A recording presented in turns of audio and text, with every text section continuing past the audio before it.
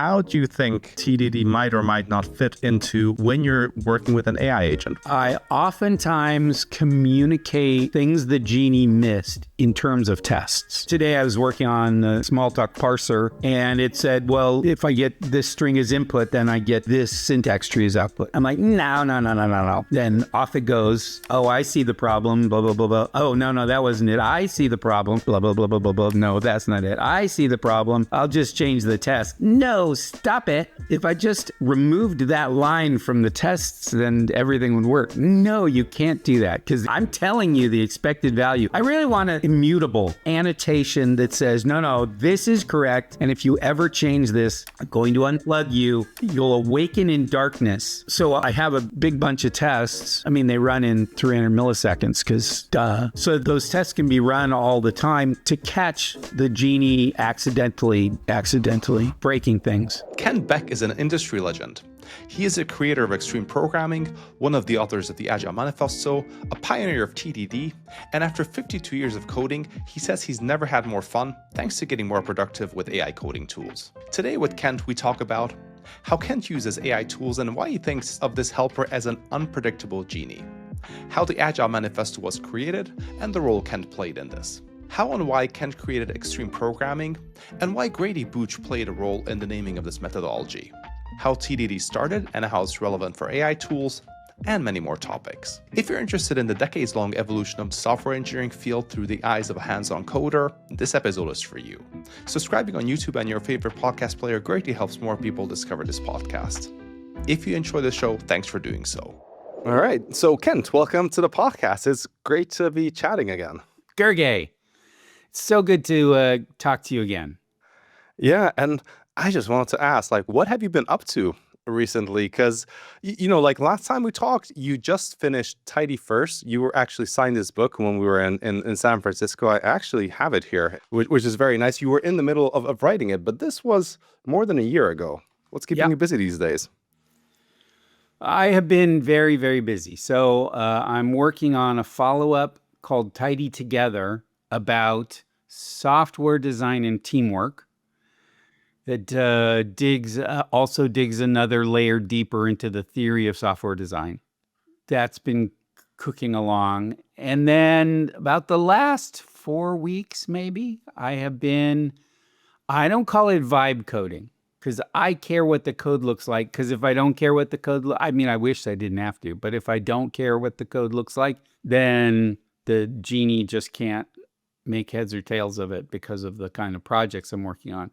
So I'm spending 6, 8, 10 hours a day, sometimes more, programming.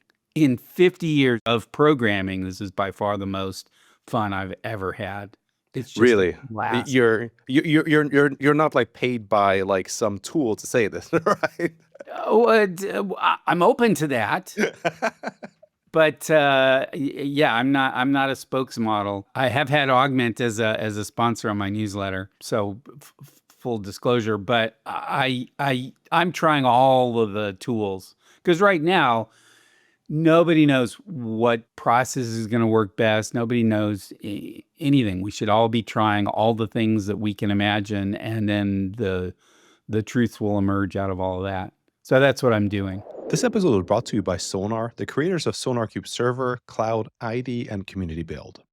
Sonar helps prevent bugs, code quality, and security issues from reaching production, amplifies developers' productivity in concert with AI assistants, and improves the developer experience with streamlined workflows.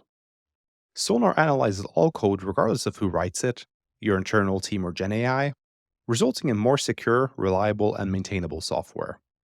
Combining Sonar's AI code assurance capability in SonarQube with the power of AI coding assistants like GitHub Copilot, Amazon Q Developer, and Google Gemini Code Assist boosts developer productivity and ensures that code meets rigorous quality and security standards.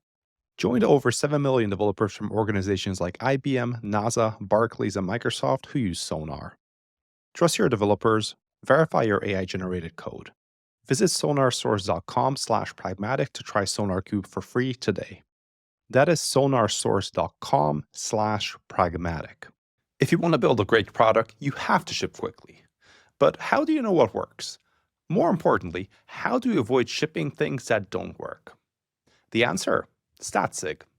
Statsig is a unified platform for flags, analytics, experiments, and more, combining 5+ products into a single platform with a unified set of data. Here's how it works.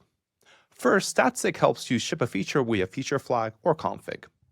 Then, it measures how it's working, from alerts and errors, to replays of people using that feature, to measurement of top-line impact. Then you get your analytics, user account metrics, and dashboards to track your progress over time, all linked to the stuff you ship. Even better, Statsig is incredibly affordable, with the super generous free tier, a starter program with $50,000 of free credits, and custom plans to help you consolidate your existing spend on flags, analytics, or A/B testing tools. To get started, go to statsig.com/pragmatic. That is statsig.com/pragmatic. Happy building! Tell me, so in your newsletters, like I've been following you, you write these like bite-sized updates, which is really nice. So they arrive in my inbox of your thinking, what you're trying out. So I know you've been doing this for a few months, and it comes across that you're having fun.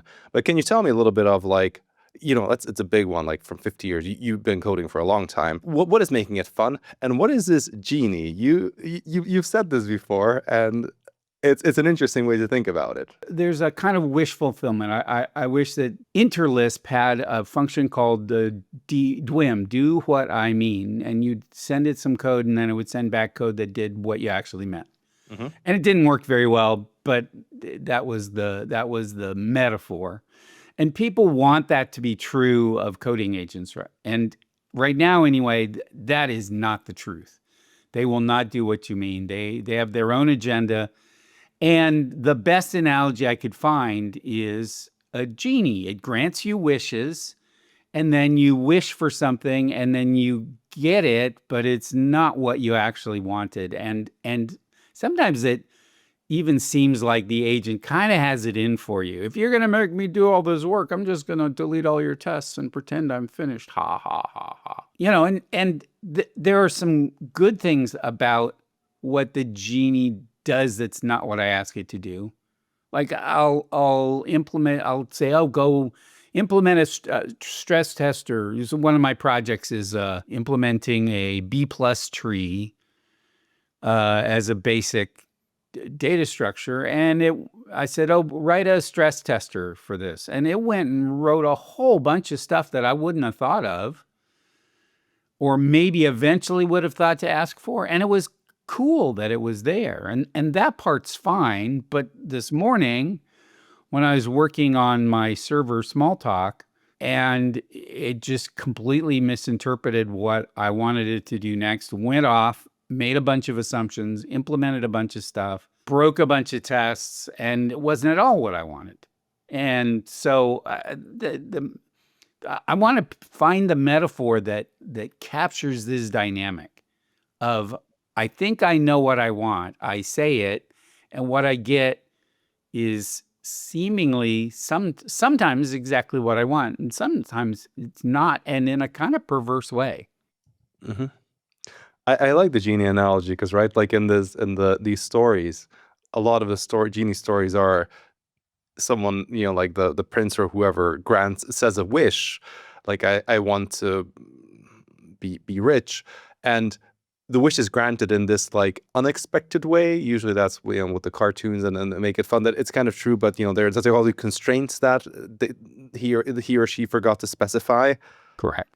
And you're seeing the same thing. By the way, when you say the genie, like which tools are we talking about? Is it the agentic coding tools, the ID, autocomplete, that kind of stuff?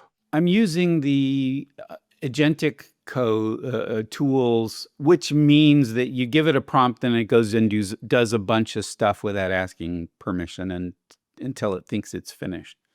Except his ideas of finished and mine are not the same. Sometimes I slow it down so that it's like, no, before you mess things up, tell me what you're about to do and then I'll approve it. But then it feels like a rat in the pellet. It's like there's just a run button and I have to click it every time. And I click it and it is a dopamine rush because this is exactly like a slot machine. You've got intermittent reinforcement. You've got negative outcomes and positive outcomes, and they're not, the distribution is fairly random, seemingly. So it's literally an addictive loop to have it, you say, go do this thing, and then Sometimes it's just magic. I had a big design mess that a previous agent had made in my Smalltalk virtual machine. I'm like, oh, I'm gonna have to slog through this and take a week to do it because the one of the agents wasn't able to do it at all. Went to another one, said, hey, I want to use this interface instead of this pointer to a struct, and blah, blah, blah, blah, and there it was, and it was finished. Oh, I was over the moon. It just felt so good. But then the next thing I ask it to do, I say, well, here's a set of test cases. And I didn't really look at the code. And a couple hours later, I look at the code, and it's just a lookup table. It says, if this is the input string, here's the output string. And this is the input string. And I erased. Oh, I was furious. God damn it. I erased it. I said, don't ever do anything like that again. Oh, I'm sorry, boss. Oh, it's good at being obsequious when it knows it's about to be unplugged. And an hour later, the lookup table was back. And I'm just, if I had hair, I'd be tearing it out. Oh my goodness. But all of that goes into this very addictive. Oh, I just, I'm walking to bed at night and I walk by my computer. I'm like, I could do one more prompt. Or if I go out, I go out for a walk or go out to lunch, I'm like, well, let me start. What's a prompt that would take an hour? Because I don't want to waste the hour not having it do its thing for me. It's a completely new world. Here's the beauty of it. I can think really big thoughts. I can have insanely ambitious ideas, which I have had for a long time. I just, at some point, probably 20 years ago, I just went, ugh. But I'm going to have to figure out NPM package management, and there'll be package circular dependency, blah, blah, blah, blah, blah. And somebody's going to write some tool that does stuff in a stupid way. I'm just going to have to deal with it. And then along comes the genie, and you can go, hey, it's a circular dependency. Smash all this stuff together. Bloop. There, I did it. Oh, wow. Okay, now what parts can you pull out? Oh, this and this and this. Oh, okay. So you can think really big thoughts, and the leverage of having those big thoughts is just suddenly expanded enormously. I had this tweet, 2 years ago, where I said 90% of my skills just went to $0 and 10% of my skills just went up 1,000x. And this is exactly what I'm talking about. So having a vision, being able to set milestones towards that vision, keeping track of a design to maintain the levels or control the levels of complexity as you go forward, those are hugely leveraged skills now. Compared to, I know where to put the ampersands and the stars and the brackets in Rust. I'm programming in every language under the sun, and I just kind of don't care. I'm learning by osmosis. I'm learning about the languages, but and I was a language guy. I loved languages and the details of language, and it just kind of doesn't matter so much anymore. Yeah, so tell me about that. So like for you, because you've been programming for 50 years, right? 50, Ish. yeah. I was Give or take. yesterday during that O'Reilly thing. I blurted that out and I went, "Oh crap! It's probably more like 52." But yes. So like you picked up a lot of languages in the past, and to me, one of the traits of a developer up to now has been how quickly they learn languages, because I learned a couple, probably not as many as you, but after a while it gets easier and easier, and maybe a little bit more kind of annoying because they're similar. There's differences with the declarative languages, or with Smalltalk and Java is a bit different, but outside of that it's not much. So before as you were on your year 30 or 40, how did your attitude change towards learning new stuff, just honestly, and then how did this change it? So I was in love with Smalltalk. Absolutely emotionally attached to it. Still am. When I get a chance to program in Smalltalk, I do it and I really enjoy it. That sense of caring about a language certainly went away because my heart had been broken too many times. And the desire to go deep on a language also Like, oh, yeah, learning the memory layouts of structs.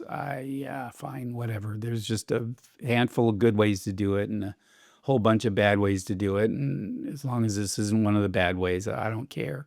There are genuinely new language constructs like non-nullable variables that I appreciate, that say things that I want to be able to express. But the emotional attachment, I'm a Java guy, I'm a Clojure guy, no. It used to be a thing like maybe 10, 20 years ago, maybe today, but not as big as it used to. Well, I think people still want to be part of something larger. And to be fair, an emotional connection helps me be smarter. But I can't be the us and them stuff. I'm so tired of. Oh, you're one of those Scala people. Well, we're programmers and we're writing programs and we should be kind to each other and beyond that. Yeah. And now that I have the genie handling the mundane details of it, I start projects in languages I've never used just to see what that language is like. What languages have you played around with? In the last month, Swift, Go, a bunch in Go, Rust, Haskell, C++. That one didn't last very long. JavaScript, and the genies are actually good at writing small talk, which I was like, Oh, wow. Please, Yeah. I hope. No, but they write syntactically correct, semantically correct, not worse quality than other languages code in small talk. So What kind of projects have you taken on? You said like these are like a lot more ambitious than before you would have attempted. yeah. So the big one, the one that's I'm having the most fun with is a server small talk, where the intention is to have a small talk that is persistent, transactional, so you can have transactions that commit and abort. So it's kind of database-ish. Parallel, so that you can run a bunch of threads or on the same CPU, or you can run a larger grain parallelism across machines, and operates with good bytes of data. I wanted to circle back a little bit, 20 plus years into the past. So there's this thing, the Manifesto for Agile Software Development. I don't need to show this to you, but in 2001, this was huge. I still remember when I had my first job around like 2008 at work, we would look at it, debate it. There were like all sorts of things around Scrum. And one thing that, is very striking is you are the first person on here, I guess because it's alphabetical order based on... It is alphabetical order. So yeah. Thank you for confirming that.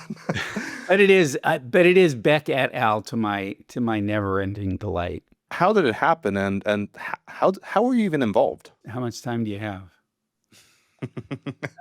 So there had been a series of workshops about the future of software methodology. The prevailing wisdom from when I was in school was entirely waterfall, which, by the way, go read the original Winston Royce paper, where it says, here's a way of looking at it. There's this analysis and design and implementation and test. And nobody would ever do that. That's a stupid idea. Instead, there would be feedback loops, and you'd be doing all of these. But this is the power of a metaphor. People looked at that, 4 steps and one after the other, and then I'm finished. So that was the conventional wisdom, and there were a bunch of us working in different ways on alternatives to that, because it flies in the face of economics, humanity, information theory, project management, take your pick. So there were a bunch of us working on alternatives to that, and we would get together and talk about those alternatives probably for 3, 4, 5 years, maybe, leading up to 2001. So that particular meeting was the culmination of a long series of these meetings. I remember the first one I got invited to, which was also at the snowboard resort in Utah. Martin Fowler. I knew Martin's name, but I'd never met him. And I instantly fell in love with him when he introduced himself. He said, "Hi, my name's Martin Fowler, and I'm the only person at this table I've never heard of." And that began a long and fruitful friendship. So we were talking. At some point, it was clear we had the Scrum people, we had the extreme programming people, we had DSDM, feature-driven development. There were all these kind of niches, and we were all stirring up a lot of interest, XP the most at that point. It was kind of in a crossing the chasm sense. If we wanted to reach the early majority, the innovators were already doing our stuff and being very successful with it. But if we wanted to reach the early majority, again, go back and highly recommend reading Crossing the Chasm, or at least having Claude explain it to you. Oh my God, Gergely, isn't that fun? Like somebody can just say, "Oh, eigenvalues, blah, blah, blah," instead of going, "Oh, another concept." I'm like, "Hey, Claude, explain eigenvalues to me as if I'm a bright 8-year-old," and blah, blah, blah, blah, and 20 minutes later, like, "Oh, I understand." Anyway, so have Claude explain Crossing the Chasm if you don't want to go read the book. The book is worthwhile, but anyway. We needed a way to reach the early majority, so it was time to, and this is straight out of the book, to have an industry standard, some kind of consortium.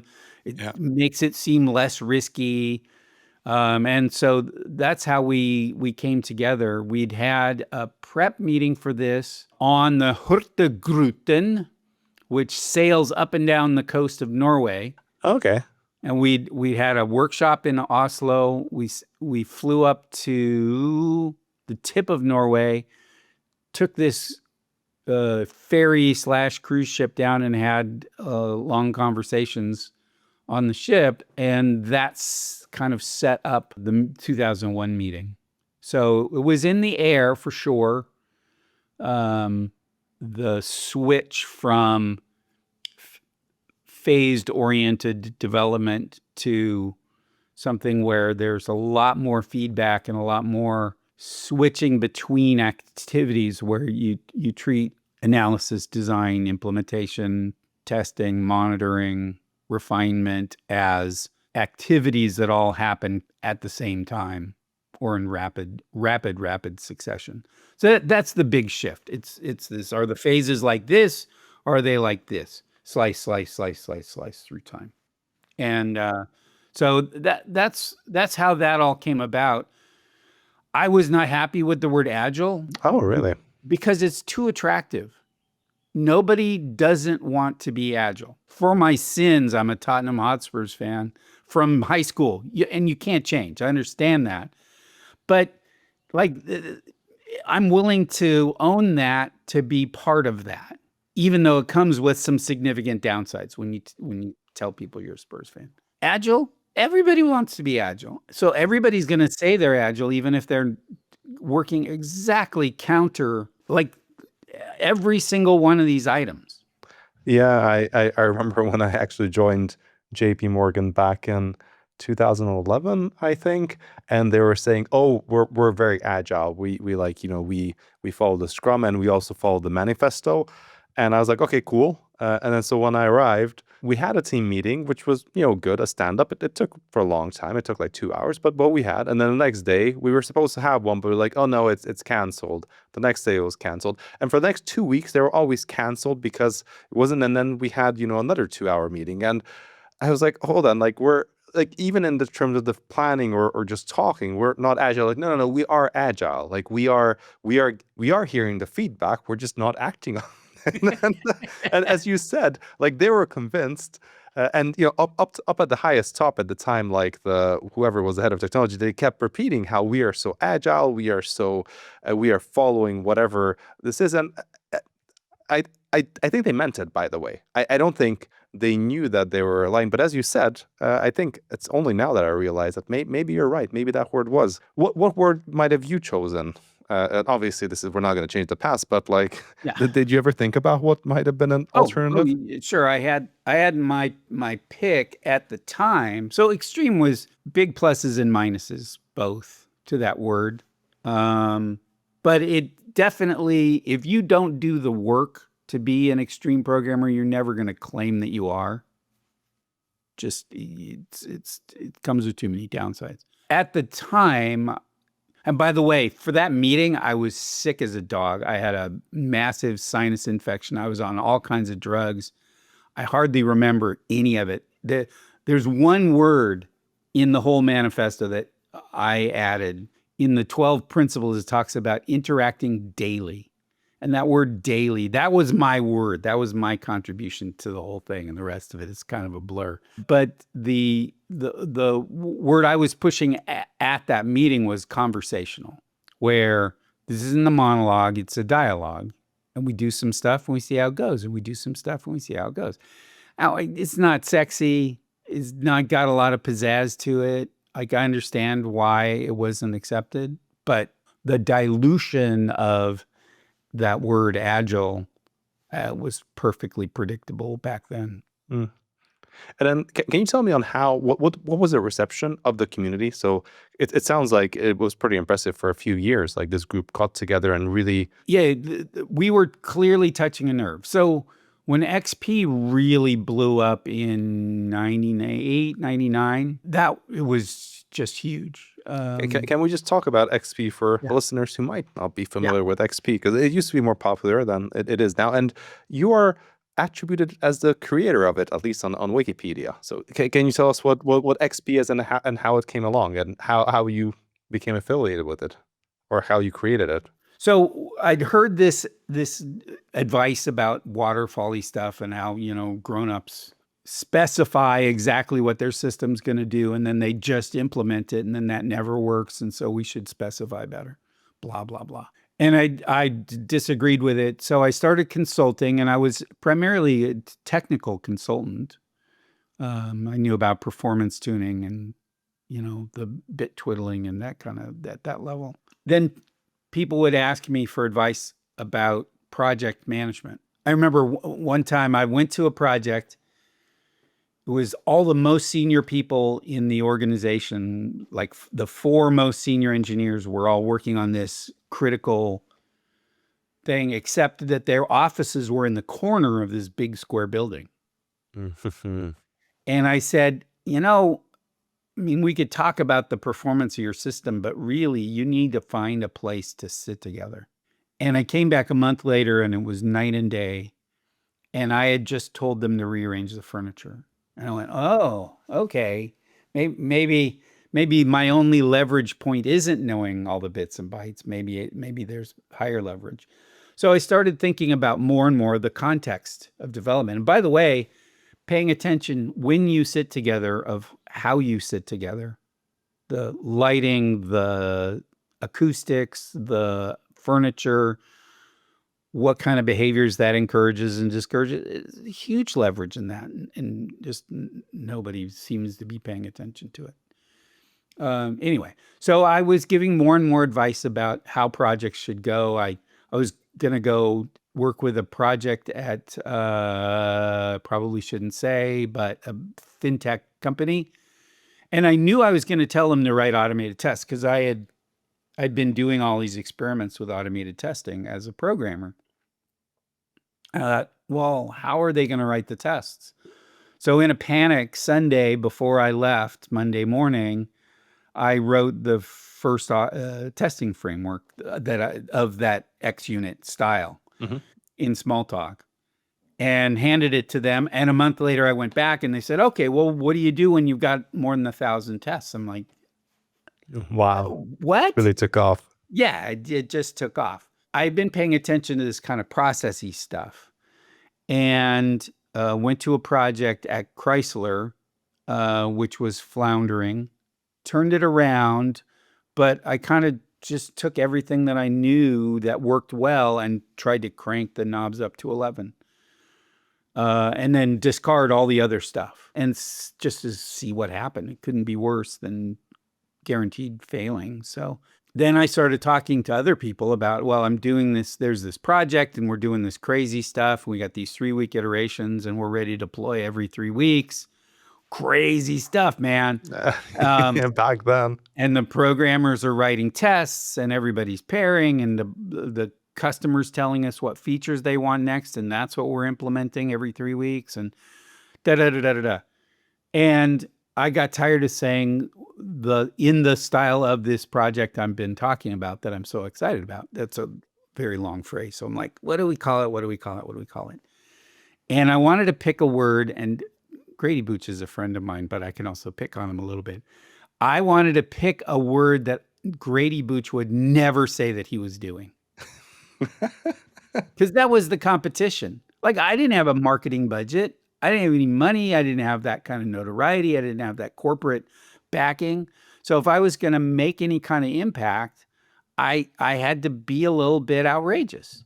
Mm-hmm. And so I picked that, extreme sports were coming up then, and I picked that metaphor. And it's actually a good metaphor because extreme athletes are the best prepared, or they're dead. Those are your two options, or both. Yeah. And so I picked that metaphor and used it, and started talking about it. And remember, 99, so the .com thing is about to explode and everybody's looking at... Winamp was big. It was huge, right? There was the music, the MP3 player, Napster, and the .com. WebVAM was probably not even founded back then, right? No, not yet. But people looked at the books and the waterfall-y stuff, and they're like, 18 months? This is all going to be over in 18 months. Yeah. Whatever are we going to do? So into that desperate, yearning need, here comes XP and says, yeah, it's okay. There's a structure to it. There's predictability to it. There's feedback. You'll get results sooner and longer if you work in this style. And because people so desperately wanted something kind of like that, then it just exploded from there. And then what is XP, right? Like I know there's parts of it that is pairing, and you said getting feedback, but what is the elevator pitch of like, all right, here's what XP is at a high level? Here we have figuring out what to do, figuring out the structure that will let us do it, implementing the features, and making sure they work as expected. That's it. Oh, that's it, really? So now we're going to slice time really fine, and we're going to do a little bit of all of those activities in every slice. Okay. So pairing is not mandated in XP. Mandated is the wrong metaphor. I'll tell you a story about pairing. The first XP team, I said, we're going to pair. I kind of gave them a list of the commandments, but I wasn't there all the time. And about 6 months in, they came back and they said, you know what? We're giving our customer working software every 3 weeks. And every once in a while, Marie finds a bug. So we collected all the bugs that Marie found. And we said, what is there any pattern here? Every single bug that was found post-development was written by somebody working solo. Uh-huh. Every single one. Think about the converse. Yep. There will be no reported defects from production if you pair. How cool is that? So mandated? No. Strongly recommended. Not even. Experiment. You do you. But pay attention. People will stumble along, well, this is just how I program, and have horrible problems and just keep doing it because this is just how I program. Don't do that. Pay attention. If you want the benefits of continuously designing or continuously validating or continuously implementing or continuously interacting with your customers, you can have those benefits, but then you're going to have to change the way that you work. So it's not mandate is just not even the right word. It's an empirical process. Yeah. So like some teams decided that this is a good way for them to work. Yeah, which is great. People will come up to me and say, "Oh, I don't do TDD." I'm like, "Why do I care?" Like, if you're happy with your defect density, if you're happy with the feedback you're getting on your design choices, good for you. But if you're unhappy and you want to tell me that, well, that's just how things are, uh-uh. So let's talk about TDD. How did you get involved in TDD, or how did TDD evolve, and where did it come from? Because we had Okay, so XP, as I understand, first. no, TDD came No. first. Oh, TDD came first. So I was a weird child. That'll come as a big shock to you. My dad was a programmer. He would bring home programming books. This is in the early 70s. And I would read them cover to cover, and I didn't understand anything, but I was just obsessed with this machine, this intricate mechanism, and how does it work, and so on. And one of the books said, here's how you develop a tape-to-tape application. So tape-to-tape was the old way of putting business applications together. You wouldn't have one monolithic program. You'd take an input tape, you'd write a program that would transform it.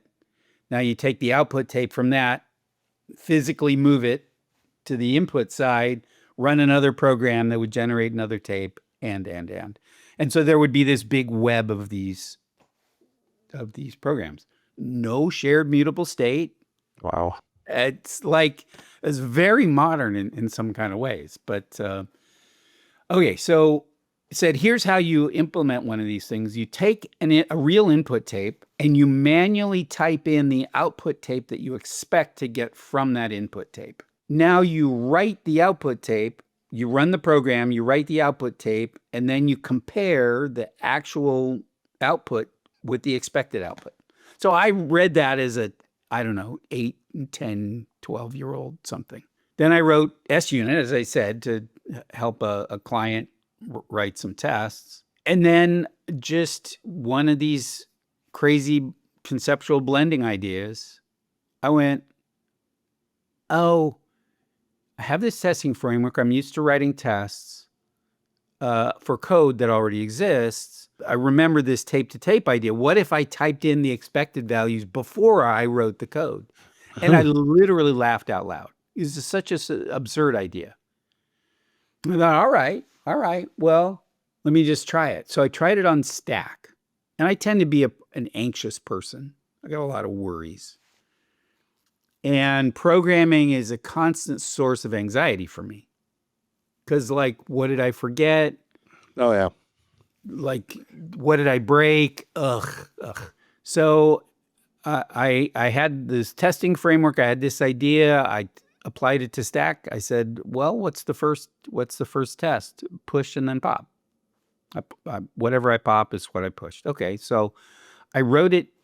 And because I was writing in Smalltalk, which is very forgiving for the order of your workflow, you didn't type in a test class that doesn't exist, and it'll happily try and execute it and fail, but it's going to try because you're the programmer. Maybe you know better. It said, well, Stack doesn't exist. I'm like, oh, well, let's create Stack. But you know what? I'm just going to create the absolute least I need. We're just going to crank this all the way up to 11. I'm just going to create Stack, and I'm not going to do anything else. And then I get a new error from the test. Oh, I don't have an operation push. I'm like, oh, okay. Well, how am I going to implement? Then I look at Stack. I'm like, oh, how do I implement push? Okay, I do that. Oh, well, there's no operation called pop. Oh, okay. Let me go look at how finished it. I had this list of test cases before I started. Push and then pop. Push two things. Pop them. You get them in the right order. Is empty. Pop of an empty stack throws an exception. Okay, cool. And I went through my list and I ticked all the boxes. I probably came up with 1 or 2 corner cases along the way. I ticked those off too. And where's the anxiety? Is gone. This works. I'm certain this works. I can't think of another test case that isn't just going to pass. And if I'm the least bit worried, I just type in that next test case and then I'm not worried anymore. Oh my God. It's transformed the emotional experience of programming for me. I never heard this take, although like I can relate though, like because like I remember that when we did TDD and on this team, we did it for the stuff that we're unsure.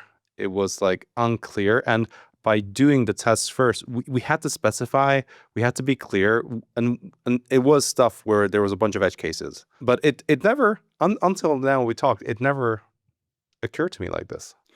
You can also make technical arguments for TDD about defect density, about how you get quick feedback on your API choices, about how it enables implementation design evolution when you have a series of tests. Like yes, we can talk about all of that stuff rationally, but just the savings on anti-anxiety meds alone pays for itself. This episode is brought to you by Augment Code. You're a professional software engineer, vibes will not cut it. Augment Code is the AI assistant built for real engineering teams. It ingests your entire repo, millions of lines, tens of thousands of files, so every suggestion lands in context and keeps you in flow. With Augment's new remote agent, queue up parallel tasks like bug fixes, features, and refactors, close your laptop, and return to ready for review pull requests. Where other tools stall, Augment Code sprints. Augment Code never trains or sells your code, so your team's intellectual property stays yours. And you don't have to switch tooling. Keep using VS Code, JetBrains, Android Studio, or even Vim. Don't hire an AI for vibes. Get the agent that knows you and your code base best. Start your 14-day free trial at augmentcode.com/pragmatic. And so what is your take when we discussed with John Ousterhout, his biggest criticism / feedback, or let me put it, why he doesn't really believe that it's a fit maybe for the things that he does, is that he feels that from an architecture perspective, it doesn't help, create a nice architecture up front because you're now focusing on the detail. As I think this is roughly what he summarized. I might have gotten it wrong, and I'm sure this is not the first time you've heard some feedback like this. It's a choice, though. His statement in that interview with you was that there's no place in TDD for design, and he's just flat out wrong. That's a choice. As a practitioner, I'm bouncing between levels of abstraction all the time. I'm thinking, let's get this next test case running. I'm thinking, why is it hard to get the next test case running? I'm thinking, what should the design be so that getting the next test case running would be easier? I'm thinking, when should I, if I have an idea for that, when should I introduce it? Now or later? I'm thinking, when I introduce it, what are the slices? Is there a little bit that I can do right now that will make things a little bit better? Or do I have to do this in bigger chunks? Like, I'm thinking all that stuff. So if you think of TDD as red to green to red to green, in the transition is when you go from red to green, you change the implementation, and now you pass the test. And when you go from green to red, you write a new test. If that's the entire cycle, no, there's no place in that for design. That's just not how it's practiced. When I write a test, before I write the test, I have a moment of design. What should the API for this functionality be? Mm-hmm. Yeah, I see that. So I'm making design decisions about the interface without having an implementation. I get to decide what interface I want, and then we'll work out the details of the implementation later. Then making it green, like pretty much, I hate having a red test. So I want to get to green relatively quickly, at which point I have a moment of breath because the anxiety's gone, right? You're a musician too, right? I'm not a musician, but I have done red green tests, and I Okay, know so you what have it feels. this sense of tension and release. Yeah. Once the tension of a red test is released and you have green, now I'm free to think all those thoughts of, like, yeah, but this isn't going to work for these test cases, or I could generalize this current implementation to also handle a bunch of other test cases correctly, or I could rearrange the implementation because I know I'm going to have 5 more tests like this. And I'm thinking about design, but in situ, in the context of running code. And anytime I feel the least bit anxious about any of this, just press a button and it's either red or green. And if it's red, then my next job is to get it to green. And if it's green, my next job is to breathe and think these larger thoughts. So I can understand if you compress TDD to red, green, red, green, red, green, red, green, then no, there's no space in there for design, but that's just not how it's practiced. Yeah, no, I see. Like, it's a tool, right? And you use it here and there. You step out, you go back in. There was a time where we did TDD, right, for a while, and then it just felt a little bit too much effort, especially when I knew what I was doing. And so what I would do, like, I really like the red and green, but what I would do and what a lot of my colleagues would do is I knew the implementation that I wanted. So I would do the implementation, then I would write a test. I would kind of like a little bit like, maybe even I might even just double check. I don't launch it if it was a web page, launch it a web page. It kind of looked good as how I want it to be.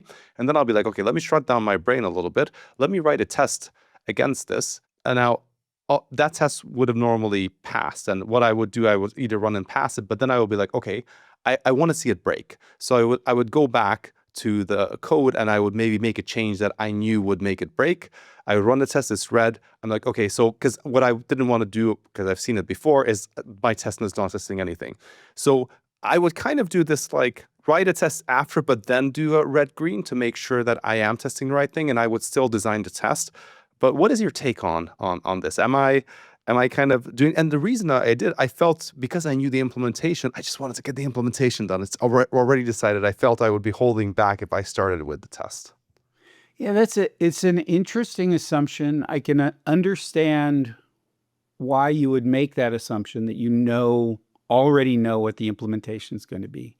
And the more correct you are in that assumption, the less value there is to have the test first. I'm always going to bet, when I'm going to learn things, this is the most ignorant I'm ever going to be today. Fair. I'm going to be more experienced tomorrow. Now, as a 50-year programmer, maybe I'll forget some of the things, but that's a separate set of issues. Oh yeah. So I'm going to assume I'm going to learn, and I'm going to assume that things are going to change. The more those assumptions hold true, the more I have to learn and the more things are going to change, the less commitment I want to make right now, and the more I want to defer commitments to the future. Just as a general principle, right? This is true about cooking and dating and everything. The more you can predict, the bigger the jumps you can make. I always want to bet, and I love that moment of discovery. I love the moment of I knew how this was going to turn out, and then I do, and I'm like, oh crap! There's a completely different, better way to implement this that I love that moment, and I want to induce that as much as possible. And that's not how I started out. No, I started out wandering around, imagining the whole implementation in my head. I can remember doing this on the University of Oregon campus at night, wandering around in the fog, because it was always foggy when it wasn't raining, imagining big programs in my head. And then if I could just make that actually real and make that work, then that was the process. And you were dreaming of them as well. I remember, like, I would dream with them as well sometimes. Yeah. And what I discovered is that's so limiting to me because it slows down my ability to learn. So John was talking about building a new network stack into Linux kernel. Yeah. He's doing that. What a cool project. Super cool. Awesome. I would love to get walked through that whole thing. If you had a concept in mind of exactly how to implement it, and you knew what the input output behavior was, you knew what you wanted to observe, and that wasn't going to change, then sure, just go implement it. But the more mistakes you make, the more learning, the more things are going to change in unpredictable ways. the less commitment you want to make now and the more you want to defer commitment to the future. Just in general. I like that. One thought I did have recently, as AI tools have come around, how do you think TDD might or might not fit into when you're working with an AI agent? What you're doing right now, right? Because it's interesting, the ambition of what you can do, and also just the natural workflow. How do you think about that? Do you think there will ever be a fit? Do you think we might actually slow down and like start writing with like what we expect and have, and then have the agent pass it? Because it could be a good workflow. I just haven't seen anyone really do it. That's how I work all the Oh, time. so when you work with your genie, you start with the test. It's not that simple. I oftentimes communicate things the genie missed in terms of tests. Mm-hmm. So today I was working on the Smalltalk parser, and it said, well, if I get this string as input, then I get this syntax tree as output. I'm like, no. Completely wrong. That's the correct string as input, and the output is this. Then off it goes. Oh, I see the problem, blah, blah, blah, blah. Oh, no, that wasn't it. I see the problem, blah, blah, blah, blah, blah, blah. No, that's not it. I see the problem. I'll just change the test. No, stop it. This is what you said, that it can change tests and delete tests. Oh, yeah. If I just removed that line from the tests, then everything would work. No, you can't do that, because I'm telling you the expected value. I want an immutable. I want an immutable annotation that says, no, this is correct. And if you ever change this, you'll awaken in darkness forever. So that's the punishment. You'll still run. I'll still feed electrons in there, but no bits, no information. You're just going to be in the dark forever. Got that? So yeah, I definitely use tests. The genie is prone to making decisions that cause disruption at a distance. Is not good at reducing coupling and increasing cohesion.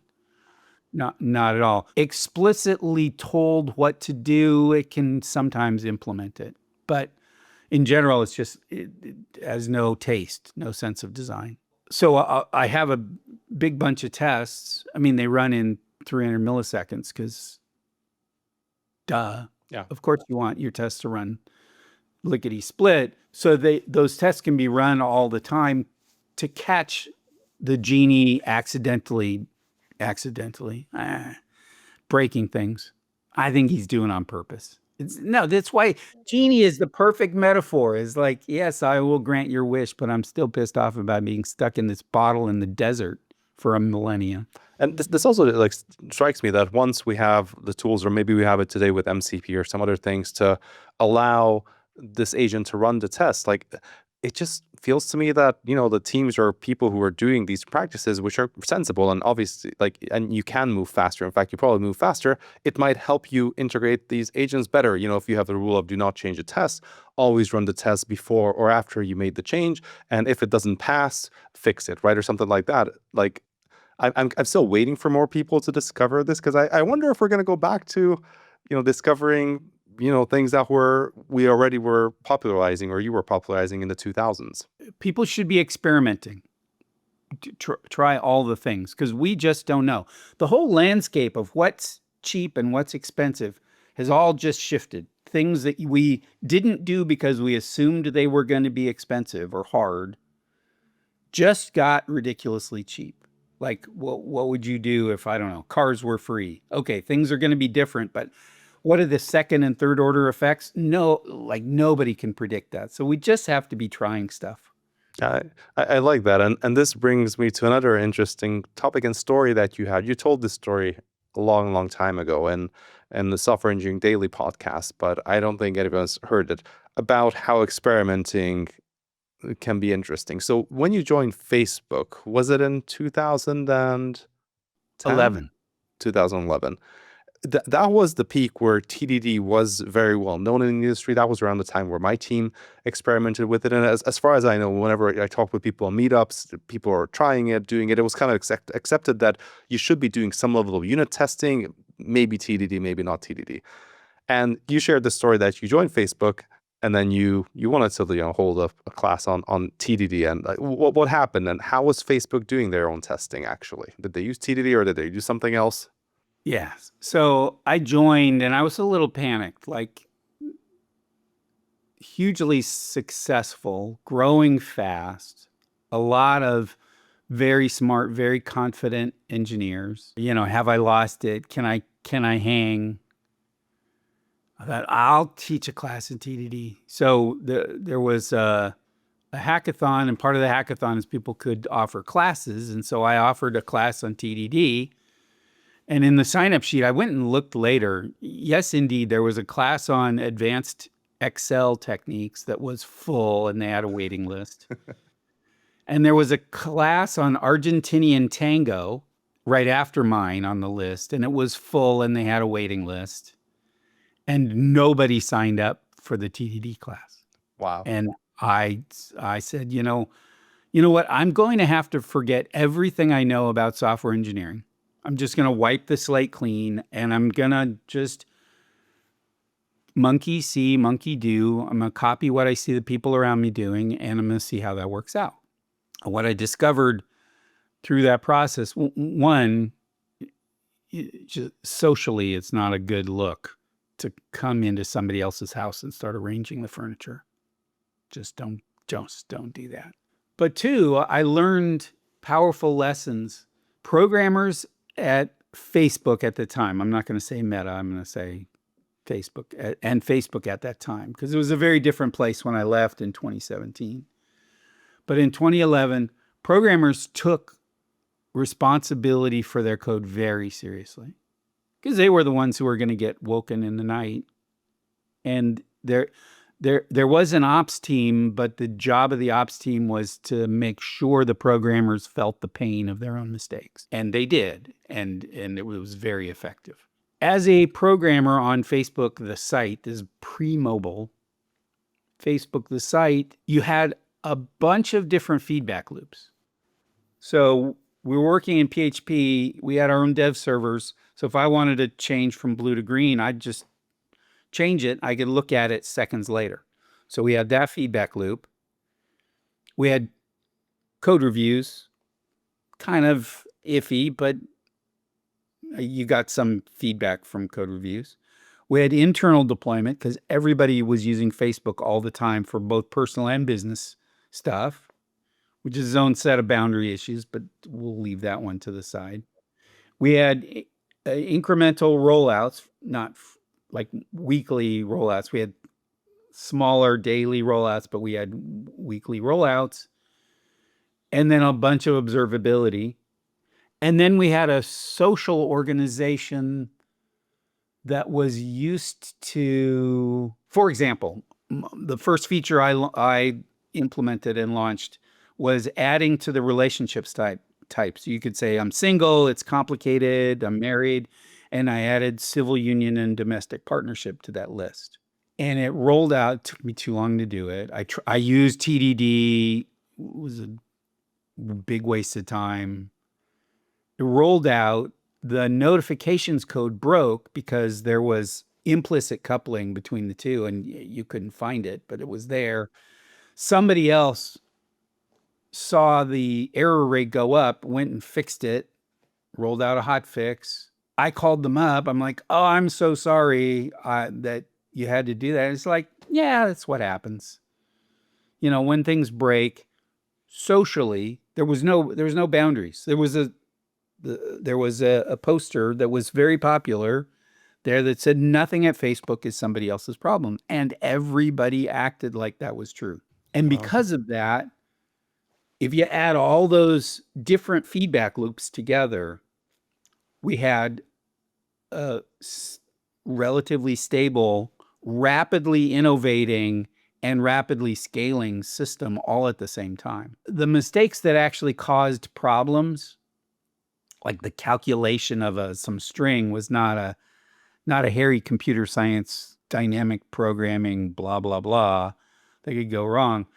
What would go wrong is configuration stuff, the relationship between subsystems, stuff you couldn't write tests for. So writing tests for things that didn't break and didn't catch the actual errors, it just didn't make any sense. In that kind of environment with that risk profile, yeah, it didn't make sense. Yeah, and I guess the context that I've heard, and like correct me if I'm wrong, that Facebook had this super very unique place, which even is very rare today. They had so many users, and code was rolling out, live code. The website's rolling out to so many of them that, and they had such great observability. They still have that. You had live mass testing and you could detect a lot of the things that you cared about because you measured them. You had this layer, and this is what I think a lot of people miss of like, oh, we can operate like Facebook. I mean, you probably can if you have this level of customers or this observability. But if you're like a bank where you have 10 customers, like at JP Morgan again, the software I wrote was used by 7 traders, and they moved about $1 million or $2 or $3 million with each transaction, and they did 5 of those per day. Suddenly, like I had like 35 transactions, and if Let's just A/B test that.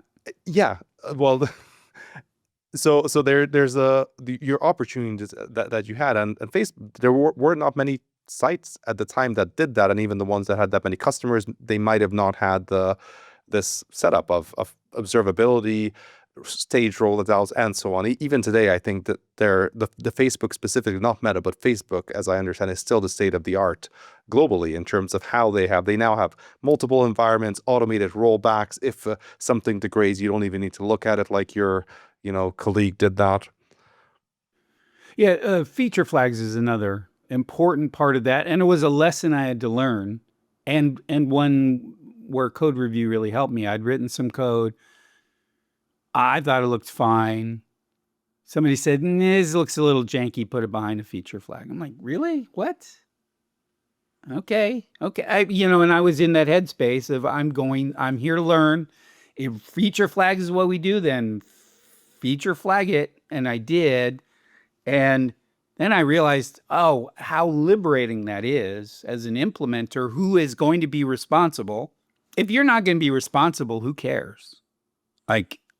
But also talk about anxiety. If I'm not the responsible person, that feels horrible.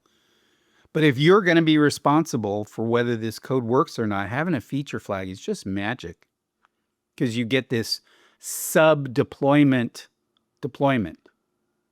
You deploy one software artifact that has multiple modes, and you can go, oh, turn it up a little bit. And, whoopsie, turn it down. Yep. Let's figure out what just went wrong.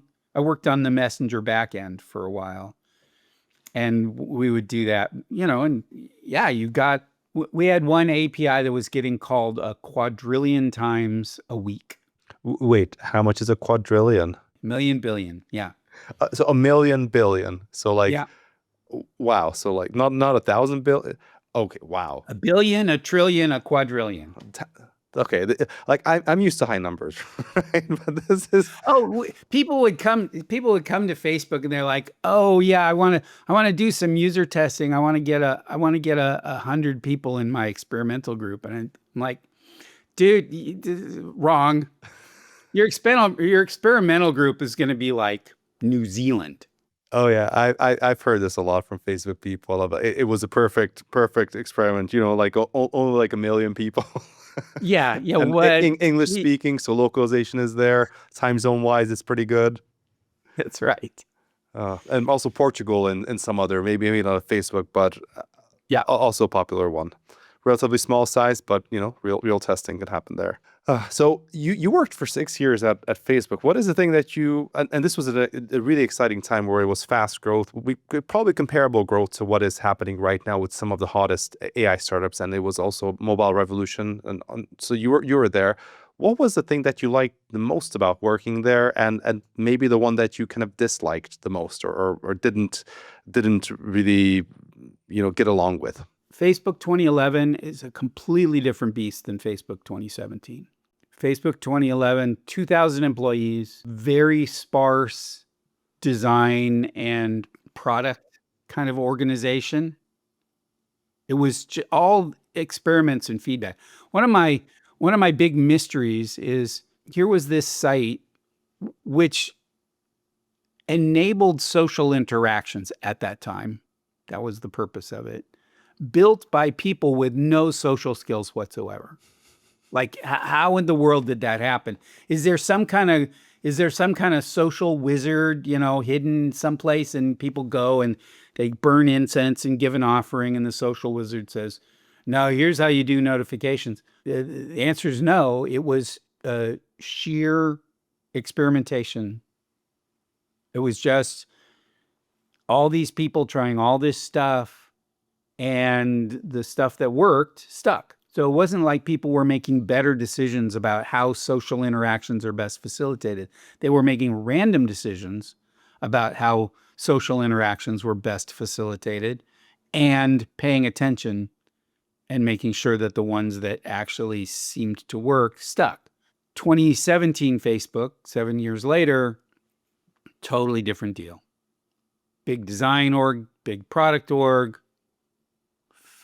like 15,000 employees, which is, again, much smaller than it is today. A lot more politics, a lot more zero-sum thinking, a lot more, if you wanted to launch a product and it was going to, say, I liked longer form content, essays, podcasts, whatever, except the people whose job it was to get more likes and comments hated long form content because it was going to tank their numbers. Yeah. So they would fight tooth and nail to make sure that your stuff didn't show up in the newsfeed. Which, like, granted, that was in their best interest, but ugh, Yeah, I see what you mean. you're Short-term interest. yeah, and your horizon as a thinker, the things you can imagine possibly implementing, just gets smaller and smaller and smaller in that kind of world. When I showed up, yeah, you could do anything. Now it turns out there's a bunch of stuff that you shouldn't do, but we didn't know that. Sorry about democracy. But yeah, that's what I loved about it, was the possibilities at its best, the scale, and this feeling that nothing at Facebook is somebody else's problem. Also daunting, because so you're wearing Facebook swag and grandma comes up to you and starts wagging her finger under your nose because her son blah blah blah got bullied, whatever. Like, that is your problem. You can't say, "Oh, go talk to the PR department," because there isn't one yet. Yeah. You have to deal with it, and I did. Yeah, ownership. Yeah. And it comes with some downsides, but it comes with a lot of upsides too. It feels really good. Feels very significant to be in that kind of environment. By the time I left, yeah, it was micro optimizations were everywhere. The upside, yeah, was not there. When I got there, the best middle managers I'd ever seen in my career. Well, everybody who'd made it to middle management, Facebook in 2011, was sitting on life-changing equity. They were all, if Facebook had a successful IPO, they were all set for life. And if Facebook, the whole thing, stumbled and fell for whatever reason, they lost that opportunity to be set for life. So they were globally optimizing. You'd talk to a team and they'd say, "God, I would love to have you on my team. You know who really needs help, though?" So they were like looking out, like the team interest, the company interest was on everyone's mind, and they were willing to forego, like, okay, I'll hold back hiring, or I'll wait. Like, I'd love to have this person, but this other team needs it. Let me help them because this is the right thing to do. For the company as a whole. Yeah. Yeah. And it's not like they were better human beings than other human beings, but their incentives were sure aligned with that. And just for me, who has a really hard time understanding other human beings, to be around that kind of alignment, that just enables a ton of creativity, a ton of energy for me. I think more and better thoughts. And I had a hard time operating in the environment. I can piss people off. I don't know if you've noticed this, but and I did my share of that while I was there. But still, the opportunity was there for me to fumble, and I can live with that. Yeah, I guess by the way, like I think this might be a reason why startups remain attractive, and big tech. Now Facebook is big tech. They used to be a startup, along with like with all the other big companies. They pay well. They have a brand. They give you that resume boost. It's easier to get hired afterwards. But in the end, like there will be teams inside of them, but a lot of them will be. Everyone's optimizing for their own thing. Your equity is mostly cash, and it's meaningless in terms of the bigger picture. Whereas at a startup like at Uber, I remember before the IPO, we used to think like that. What is the best thing for Uber? Because we were very much interested. We felt like we were like big enough owners. So I think this is why, like maybe this is a good thing that startups will always be able to have this added thing when you're starting out. People have large equity. Even when you're up to like 100 people, it might still be significant enough. And this is maybe it's not a bad thing that it's hard to compete with it. Because imagine if these big companies could. I mean, what would be left of it, right? Like they would optimize the last thing out of everything, and at least they have to spend more money on it now, right? Yep. Yes. Yeah. Which is more of the value that's created comes back to the people who are creating it. I once talked with a person at a large company. I don't want to name them. They're a travel company though, and I was talking with this person and about like something principal engineer. And I was like, "Oh, how's the job?" It's like, "Oh, it's absolute mess. It's the monolith is still there after 4 years. It's another like 4 years to disassemble. The experiment, like we have experiments everywhere, but they're all messy." I was like, "Oh, wow, that sounds like not a great place." He's like, "Look, the upside is like my job is secure for 5 more years, and this is why pay me the big bucks. So I'm not complaining." And it was like I guess a good take of like, yes, like I'm not saying you want to optimize for this, but this is the reality. And that company understood, they pay well, they relocated this person, all the benefits. And he actually had his challenges set actually for the next 4 years because Yeah. he's worked at this environment, it's just one thing after the other. So yeah, it's one of these things. So as closing, I just have some rapid questions, which is like I'll just fire and then you tell me what is your favorite programming language. Although you answered this already. What is your second favorite one after small talk? With JavaScript. JavaScript. Okay, why?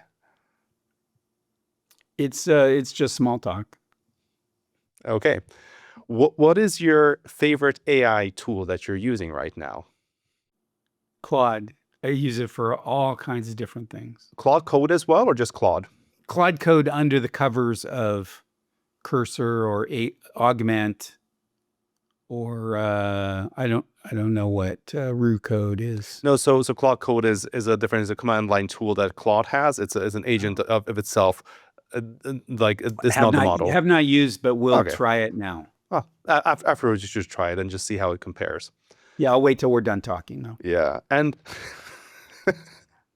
and what is a book that you would recommend? The one that you have not written. We know your books. The one that you enjoyed. It can be fiction. It can be nonfiction. The Timeless Way of Building by Christopher Alexander. Yes. Well, Kent, this was a lot of fun. It was good to reconnect. Oh yes, great talking to you. Thanks. I'm just happy to see how much energy, how energized you are with coding. Because I think when I started with some of these tools, I was like, a bit of a dread, like, oh, what they're gonna do, etc. But the more I use them, I'm not at your level yet. The more I'm also like, this is actually it does bring a lot of fun and joy back into it, and just more ambition. Yep. Yeah, and I think that organizations are going to have to get used to throwing away a lot more code because you can try ideas so much more cheaply. You're going to generate 10 times as many artifacts as you used to, but still only one of them is worth keeping. But throwing away completed experiments, I almost said failed. Completed experiments needs to be, you get the pat on the head for doing that. Excellent. 8 this week, only 6 late last week. Super. How many of them lasted? Doesn't matter. And getting used to that, I think, is going to be an interesting shift. The companies that have the opportunity that can be explored in that way, if you get used to just quantity of ideas explored, you're going to have a huge, huge advantage. Yeah, it's going to be changes. So this will be an exciting place to see. So it was great chatting, and we'll see where this goes. All right, Gergely, so good to talk to you again. I look forward to talking to you again soon. I really enjoyed catching up with Kent, and it's motivating to see how these AI tools can make programming so much more fun, even for someone who's been a coder for decades. You can read more about what Kent is up to on his regular newsletter, Tidy First, which is linked in the show notes below. For a deep dive into Facebook's engineering culture and an analysis on why Scrum and Agile with the capital A is no longer that relevant at big tech at scale-ups, check out the Pragmatic Engineer deep dives, also linked in the show notes below. If you've enjoyed this podcast, please do subscribe on your favorite podcast platform and on YouTube. This helps more people discover the podcast, and a special thank you if you leave a rating. Thanks, and see you in the next one.